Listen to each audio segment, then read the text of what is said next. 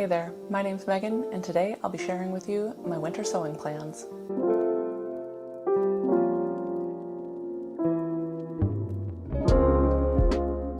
Now I'm aiming a bit low. Almost a year ago I had a stem cell transplant to treat my leukemia, my relapse in leukemia, and I keep aiming a little bit too high. I have loads of energy and then all of a sudden I will have no energy, nothing gets done. And because of that, I have not gotten to all of my sewing plans in the past, so I'm gonna aim low, hopefully check everything off the list, and if I do, wonderful. So the first thing that I'd like to work on this winter is my Pendleton jacket.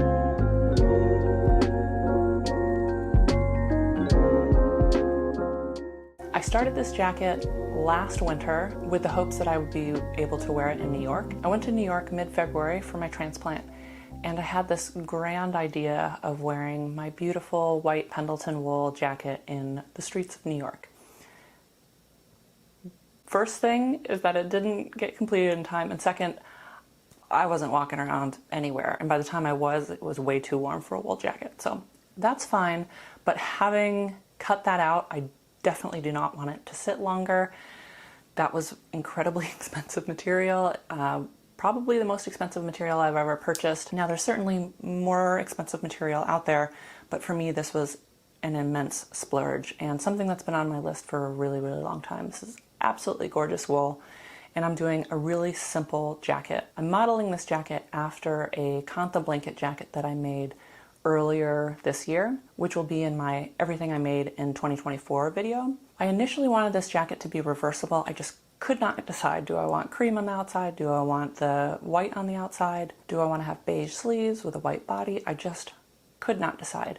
I also intended to flat felled seam the entire jacket so that it could be reversible. I have these wonderful copper snaps that are also double-sided so they can be reversible, but the sleeves are puckering in this really weird way. It's super wonky, and I've decided that I simply need to commit to making this one way. My intention is to make it with the cream on the outside, tan on the inside, but who knows? Maybe I'll change my mind. And I cannot wait to have this finished up. It is cold here, and this jacket will be so nice and toasty, and it is just beautiful. Another gorgeous wool project that I have is this Deconstructed wool jacket. I'm ashamed to say that I took off the sleeves and deconstructed the whole jacket years ago when I didn't really know what I had. I of course would love to be wearing this as a jacket, but since I no longer have the sleeves, I'm thinking I'd like to do a vest. I'm on the fence about what vest that I would like. I do have this McCall's 5193 pattern that I have been eyeballing for a while now. I also have this Vogue 10642. Now this is a jacket with a peplum bottom. I would omit the sleeves and I would taper the bottom peplum, but I love the asymmetrical zipper and I really love the collar. I love the idea of being able to zip it up all the way, pop the collar up, put on a nice scarf and kind of burrow down into it when those temperatures are really, really low. With that in mind, I also have another pattern that I'm contemplating, which is the McCall's 10615. This is also a jacket, but I would omit the sleeves and make a few other tweaks to make this appropriate for a vest.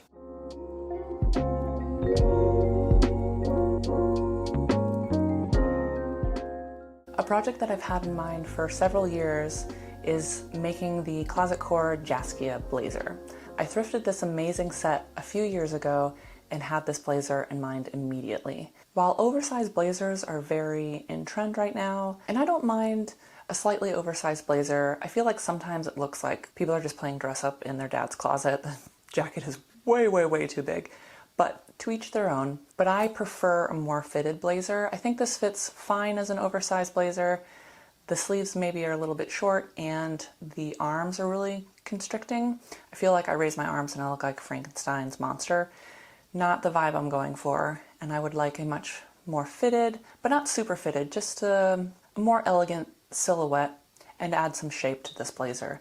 It is just, oh, it is my colors. I was so excited when I saw this, and I thrifted it for $10. Now granted, it has some holes in it. Initially I was going to use the skirt to reweave the wool in the jacket. However, Upon actual contemplation of my skill set and my motivation, I decided that I would interface those holes and then use a teal embroidery thread to embroider over the holes, flowers and things like that. I have multiple embroidered blazers pinned on my Pinterest boards. I've had them there for years. So I'm using those as inspiration to finish off this jacket. I'll use the Jaskia pattern to refit everything. If I need additional material, I'll salvage it from the skirt. Hopefully I don't completely destroy the skirt. It would be really nice to keep it. It fits quite well, but in everyday wear, I really am never going to wear it, and I would really love and wear to death a blazer that fit me really well, so I will cannibalize it if I need to. Other than that, once I'm done refitting it, I will embroider it and hopefully have an amazing blazer.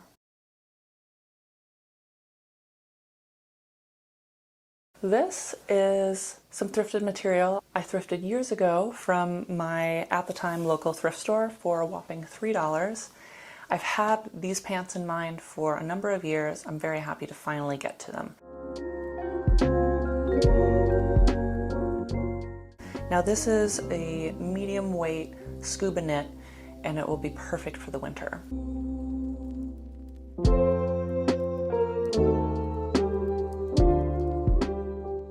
I've had this idea in mind for years. However, seeing Tay Beep Boop, I think, I always want to say Tay Bebop, but it's Bee Boop, I think. Wait, hold on.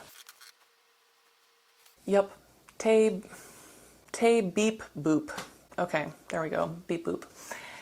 Anyways, she always has wonderful clothing on, and that is not entirely my style, but I love her flared, wildly colored pants that she has on most of the time. So that has reinvigorated me to get going on this pattern. Also, it's winter, and some scuba knit pants would be really warm and toasty and cozy. I've had the pattern McCall's 8007 in my stash for years. Now this is a button fly trouser, and I intend to make just elasticized pull-on pants.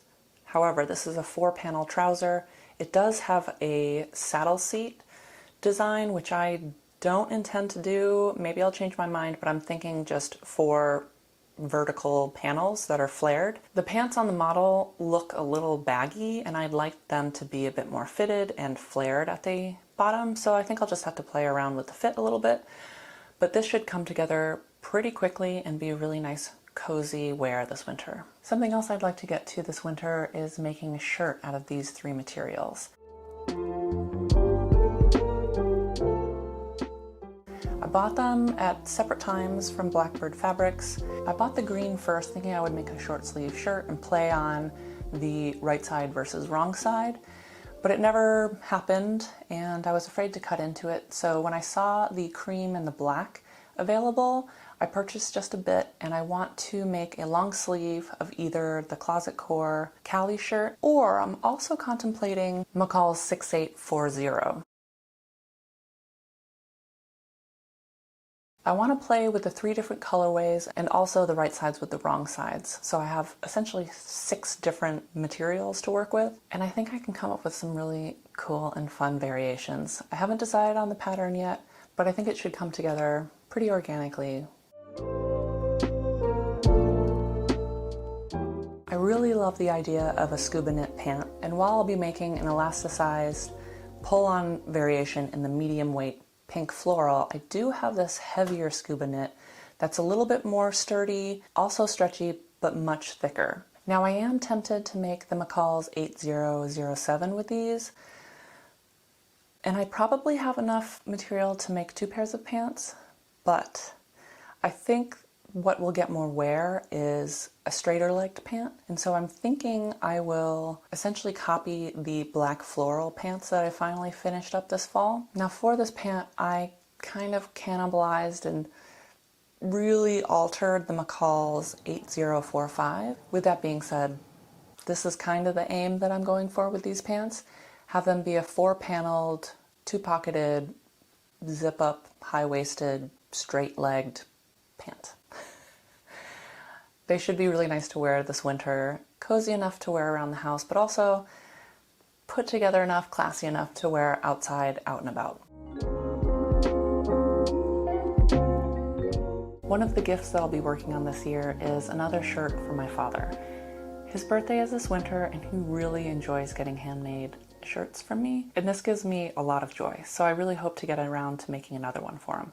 I have 2 fabrics picked out. One material is this black and white cactus desert print that I had printed off at Spoonflower. I purchased this several years ago with the intent to make it into a shirt for a friend. However, upon receiving it, I knew that it wasn't right for this friend, so I decided to hold on to it, and I think my dad might really like it. I'm gonna run it by him before I make it. I'd like to make this up this winter because it's darker colors, it's a little bit heavier.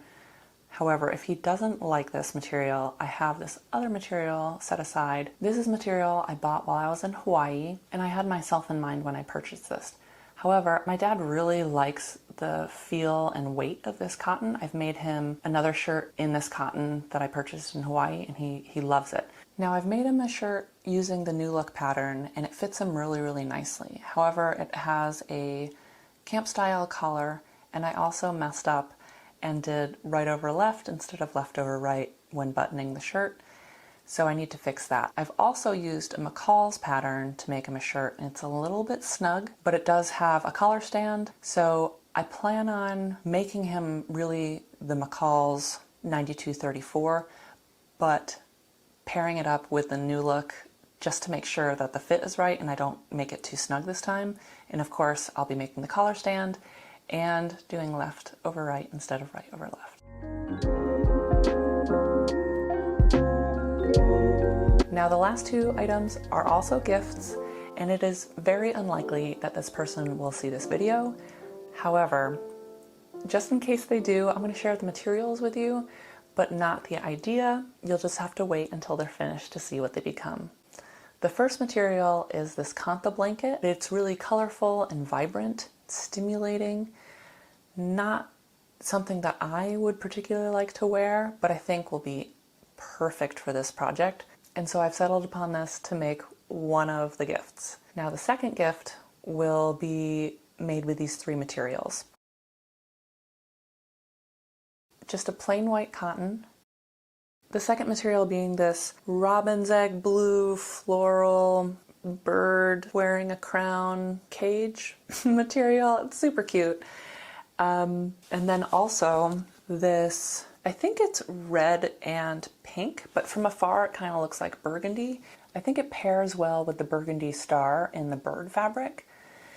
I have this abstract idea. I had a completely different idea a little while ago, and when I was in New York I saw this art piece that I was very inspired by. I think it will also be a little bit quicker and a little bit easier for me to do, as this will be the first time making one of this type of item. And that should conclude everything for this winter. I really hope that I'm able to get to everything. 1, because I want to sew, and 2, because I want to have energy and get better. And also, I want to show you everything that I made. So you just have to stay tuned. I would love it if you would like and subscribe, and I'll see you in the next one. Bye guys!